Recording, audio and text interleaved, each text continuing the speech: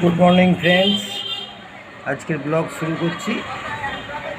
এই যে এটা দেখতে পাচ্ছেন, এটা একটা কাঁচের শোকেস তৈরি হবে, যেটার লম্বা হচ্ছে 30 ইঞ্চি, হাইট হচ্ছে 18 ইঞ্চি, আর এটা সামনে থেকে পেছনে অর্থাৎ ডেপথ এটা হবে 12 ইঞ্চি। এই শোকেসটা আজকে কীভাবে হচ্ছে সেটা আপনারা ভালো করে আগে দেখুন। প্রথম আমি তলার কাঁচটা কাটবো, অর্থাৎ তলার কাঁচটার মাপ হবে 30/12। এই দেখুন আমি এখানে লিখেছি 30/12, এই একটা আর ওপরের একটা, অর্থাৎ 30/12 দুটো কাঁচ লাগবে। আর এইখানে এই যে কাঁচটা লাগবে পেছনে, এই কাঁচটার মাপ হবে 30/18। এখানে দেখুন 30/18 একটা আছে। এই কাঁচটা হবে 18/11 তিনজো। 11 কেন হচ্ছে?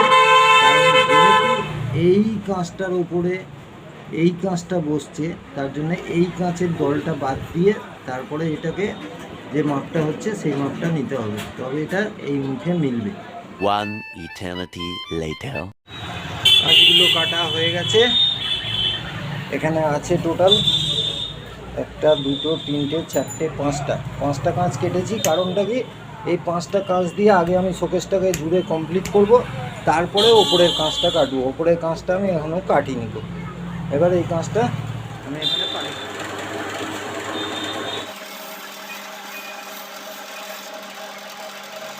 ভিডিওটি ভালো লাগলে চ্যানেলটি অবশ্যই সাবস্ক্রাইব করুন আর আপনাদের বন্ধুদের গ্রুপে ভিডিওটি শেয়ার করুন।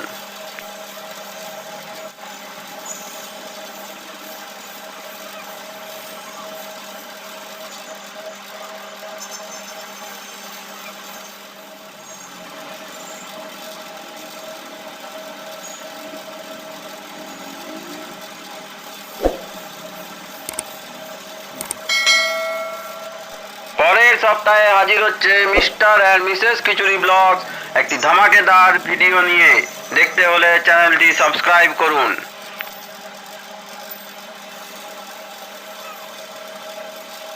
A few moments later.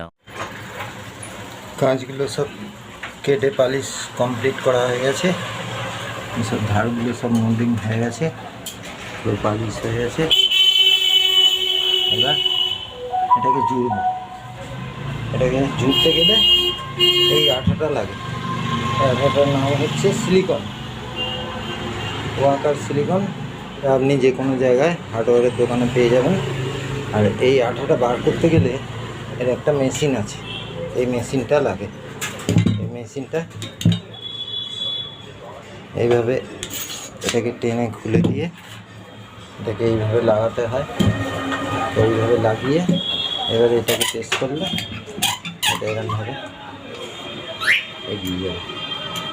এবার এই মেশিনটা এখানে আগে এইটাকে, এই মাথাটাকে ব্লেড দিয়ে কেটে নেবো, নিয়ে তারপরে এটাকে লাগিয়ে দেবো।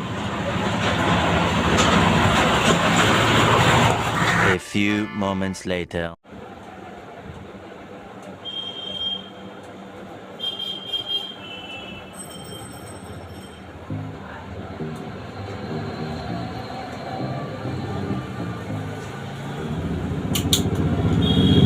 এরকমভাবে আঠা লাগিয়ে নেব।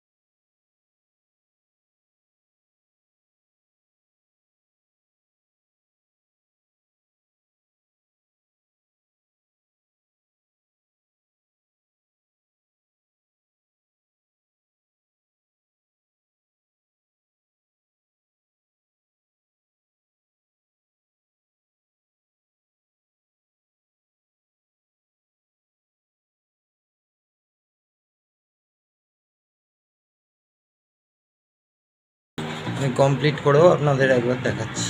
A few moments later. শোকেসটা কমপ্লিট হয়ে গেল, দেখে নিন যেমন ছবিতে আঁকা ছিল একদম সেম দাঁড়িয়ে গেছে। আজকের ভিডিও এখানে শেষ করছি, দেখতে থাকুন, ভালো লাগলে লাইক করুন, সাবস্ক্রাইব করুন, থ্যাংক ইউ।